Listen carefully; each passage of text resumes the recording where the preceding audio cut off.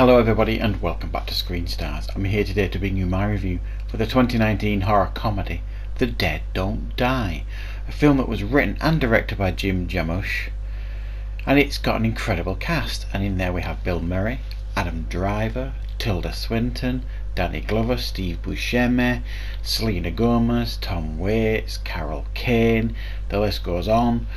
And this is a film that focuses on a small American town that essentially has to deal with a zombie outbreak. The world is knocked off its axis, something like that. It gives a pretty poor explanation as to why these weird things are happening. The dead start rising from the cemetery, and the police department, headed by Bill Murray and Adam Driver, have to try and cope with this zombie outbreak. Right, I'm not really sure where to start with this film. I will start essentially by saying I was pretty bitterly disappointed with this film. The trailer looked fantastic that I saw a while ago. I've seen some pretty favourable reviews for this film, and while I don't think this film is terrible, and there's certainly a reasonable amount here to enjoy, I just don't think I really got this film. Its humour didn't really hit with me. It was very dry humour, very dry, and just a really odd film in a lot of ways. The central performances by Bill Murray and Adam Driver, in one sense really excellent, and they've got great chemistry, but when you actually analyse it a little bit further, it's the very odd performances. This whole film just feels a little bit off kilter to me, and that's probably the point. But it kind of feels like this film was a bit like all these actors that make an appearance in this film, and some of them very, very briefly. You don't really see the point of why they were in the film. It almost feels like, let's see how many people we can cram in this film to make it as cool as possible. But I think it's probably a case of a lot of these actors probably wanted to work for this director because he's probably regarded as really cool.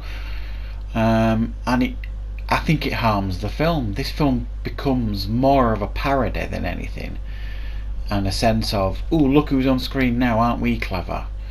Ooh, look at this Star Wars in-joke, aren't we funny? Ooh, look at this zombie dressed up like Bill Murray from Zombieland, aren't we clever? And it just, for me, it got a little bit tiresome, I'll be honest. And I just wanted it to start getting fun and start being funny, and ultimately I never really felt like this film got started for me. It's very, very hard to explain how I feel about this film, because right when it finished I just felt completely unsatisfied with it. Like it didn't give me what I wanted from this film. I don't remember laughing. It's written really weird. There's a load of characters crammed here that just don't have anything to do, and when they do something, like Tilda Swinton's character, it's actually really probably one of the most fun in the film. She's like this lady that works at the local mortuary, but she's like a samurai expert at the same time. It's just a really bizarre thing. She's excellent with a sword, and then what she does by the end of the film, it just adds another twist of bizarreness to the film that just came out of nowhere. And this film is just like a bizarre anomaly that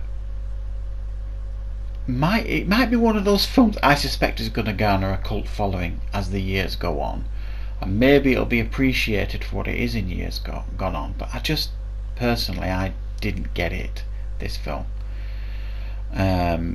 Bill Murray and Adam Driver have got this weird calmness about them that I'm sure was written that way, especially Adam Driver. And they try and be really clever, because there's a scene where Bill Murray says to Adam Driver, he says, why do you keep saying that it's all going to end badly? Because that's all he keeps saying, Adam Driver. And then Adam Driver at one point in the film looks at him and says, it's because I've read the script. And Bill Murray, and they have this whole conversation about reading the script, and Bill Murray only read his part of the script, not the full script, and so he doesn't know what's going on. And so it tries to be really clever and meta, and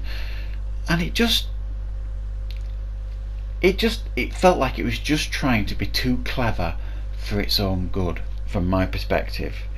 And I just wanted to sit and enjoy a fun zombie comedy.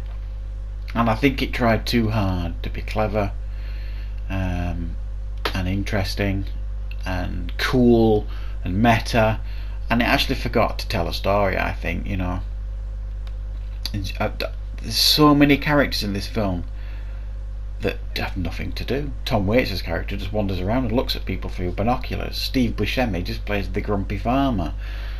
Danny Glover just plays like the local guy in the shop selling hardware.